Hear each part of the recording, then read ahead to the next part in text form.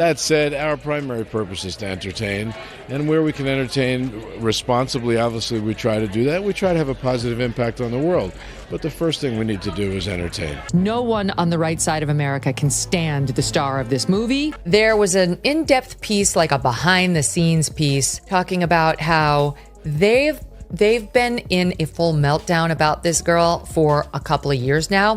What happens when a fairy tale turns into a PR disaster? Disney's live-action Snow White was supposed to be a crown jewel, a modern twist on a classic tale, starring a rising Gen Z icon and backed by one of the most powerful studios in the world. The budget? A staggering $250 million. With that kind of investment, success seemed inevitable. But instead of magic, it sparked a meltdown so intense that even AMC, the nation's largest theater chain, did something unthinkable. They pulled the movie from screens. Not because of a natural disaster, not because of a scandal, but because audiences wanted nothing to do with it. At the center of this chaos, one moment, one interview, one live meltdown that burned a fairy tale to the ground. This is the story of how Snow White became the biggest embarrassment in Disney's recent history, and how a single unscripted moment set off a chain reaction that shook Hollywood to its core. The announcement came without warning. AMC revealed it would be removing Snow White from theaters altogether. No gradual phase-out, no soft landing, just gone. They spent $170 million to make the thing, and it had the lowest opening, under $50 million, of any of these live-action Disney remakes that they've ever had. This wasn't just any movie. It was a live-action remake of the first full-length animated feature in cinema history, one of the most iconic Disney properties ever created. And AMC, normally Disney's most reliable partner, basically said, "This is losing us money. We're done." That move stunned the industry. And so I've got some bona fides here on being fair. The movie was absolutely terrible. Disney releases are usually guaranteed box office draws. Even the less popular ones hang around for a few weeks. But Snow White had bombed so hard, so fast, that exhibitors couldn't justify keeping it on their screens. Why? Because no one was showing up. When Rachel Zegler was cast as the lead, it felt like a smart move. She was coming off of West Side Story, had vocal chops, Gen Z appeal, and represented the kind of inclusive casting Disney had been leaning into. She wasn't just playing Snow White. She was supposed to redefine her. But then came the interviews, and the tone started to shift. Zegler began making headlines for saying things like, "It's no longer 1937. She's not going to be saved by the prince. She's not dreaming about true love." It's no longer 1937, and we absolutely wrote a Snow White. That laugh. That is not going to be saved by You the wrote prince. it? She's not going to be saved by the prince, and she's not going to be dreaming about true love. She's dreaming about becoming the leader she knows she can be. To modern ears, maybe that sounds empowering. But to Disney's core audience, families who grew up with the original, it sounded like she was throwing the source material under the bus. The backlash was swift and brutal. Fans started accusing her of disrespecting the role, the legacy, and even the audience. What was supposed to be an empowering reinterpretation was now being painted as an attack on a beloved childhood memory. Things might have been salvageable. Disney was preparing for a massive promotional push, a full PR tour, TV appearances, social media rollouts. And then came The View. The studio handpicked the show as a safe, friendly platform where Zegler could course correct. Instead, it became the tipping point. Live on national television, Zegler once again dismissed the original story. The original cartoon came out in 1937, and very evidently so. There's a big focus on her love story with a guy who literally stalks her. Say it louder so your other eye can hear you. So we didn't do that this time. Brought up unrelated political issues and ignored the carefully rehearsed talking points Disney had fed her. According to insiders, producers were waving their hands behind the scenes, trying to get her to pivot. But she doubled down. By the end of the segment, co-hosts were scrambling to cover the chaos. Zegler was reportedly escorted off the set. The show cut to commercial, abruptly. The meltdown wasn't just embarrassing, it was catastrophic. Clips flooded the internet within hours. The backlash intensified. Memes exploded.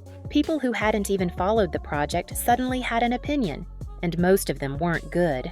Disney is famous for its airtight PR campaigns. Usually, their stars stick to the script. Positive vibes, clean branding, controlled messaging. Not this time. After The View, everything fell apart. Co-stars like Gal Gadot distanced themselves. She gave a few vague statements about being proud of the work, but made no effort to defend Zegler or clarify the film's intent. Rumors surfaced of on-set drama, suggesting that Zegler had alienated other cast and crew members. Even internal Disney teams reportedly disagreed on how to proceed. The result? Silence. And in that silence, the internet filled in the blanks with rage, mockery, and speculation. #NotMySnowWhite started trending.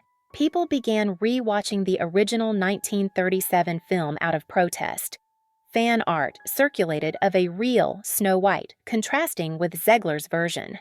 Even prominent YouTubers and film critics jumped into the conversation, calling the remake soulless, preachy, and a corporate Frankenstein. In every way that the movie differed from the beloved 1937 original, it was worse. The internet didn't just dislike the new film, they rejected it passionately. It wasn't just about Rachel Zegler anymore. It was about trust. Audiences felt like Disney had tried to repackage a fairy tale into something unrecognizable and then acted shocked when people didn't like it.